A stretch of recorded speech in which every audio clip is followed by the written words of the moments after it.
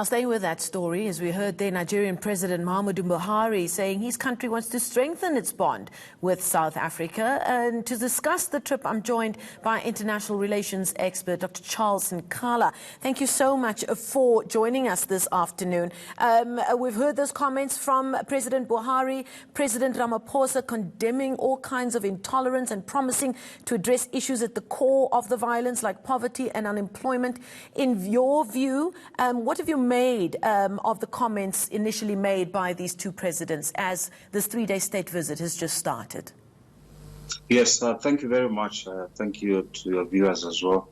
Look, you can look at it in three folds. One fold will be both nations, they've got bigger challenges of social and economical problems, of which President Cyril Ramaphosa and President Buhari, they've got equal problems to sort out, especially of getting their second, President Buhari getting the second term and President Cyril Ramaphosa getting his first term in office. But the other one will look at the speeches of what they talked about. President Cyril Ramaphosa has been very apologetic of what has been happening. And I expected much of the same from President Buhari, to apologize as well for any whatsoever if his citizens in South Africa constituted to what was totally unacceptable in the recent violence we had in South Africa. Now, as expected, even though this state visit was planned way in advance of those scenes of violence that we saw unfold in South Africa, the xenophobic attacks on foreign nationals seems to have been front of mind through to these initial discussions these two presidents had today.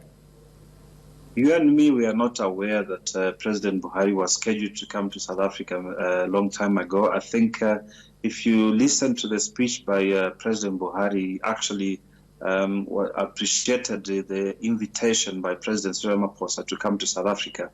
To me, that indicated that he actually had to invite him to come and discuss on the problems and the issues affecting in South Africa, especially that Nigeria has been the country where a lot of criminal activities has been flagged off among any other African countries.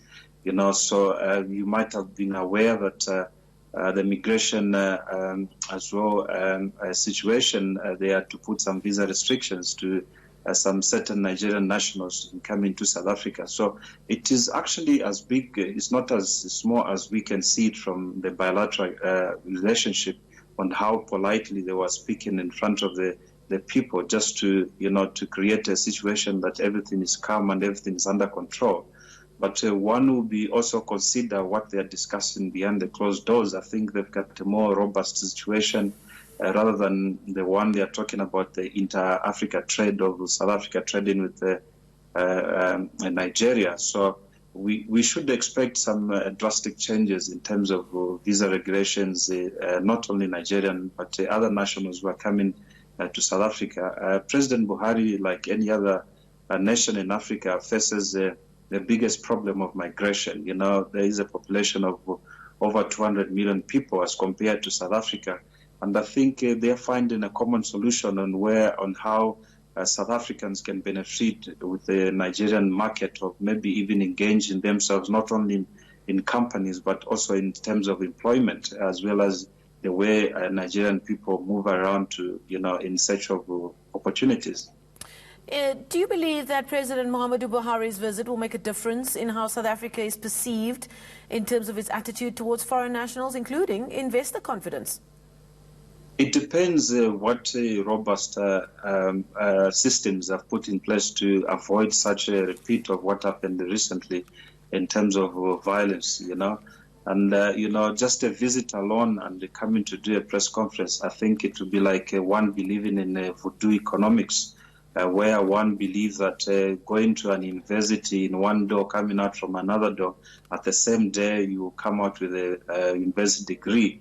I think something has to be drastically changed in terms of policing, in terms of all sorts of society and how to address certain issues, what is happening in society. Because one will remember that xenophobic normally happens as a result of a certain criminal activity which happens. So that's why the police fails to address that issue, and that's why the community takes to their own hands and start trying to combat those type of systems. And I think, him coming here to a certain percentage, yes, one will suggest that it will curb some future occurrence of such a repeat of the violence, but we need more drastic solution. And I think we expected them, both of the presidents, to be.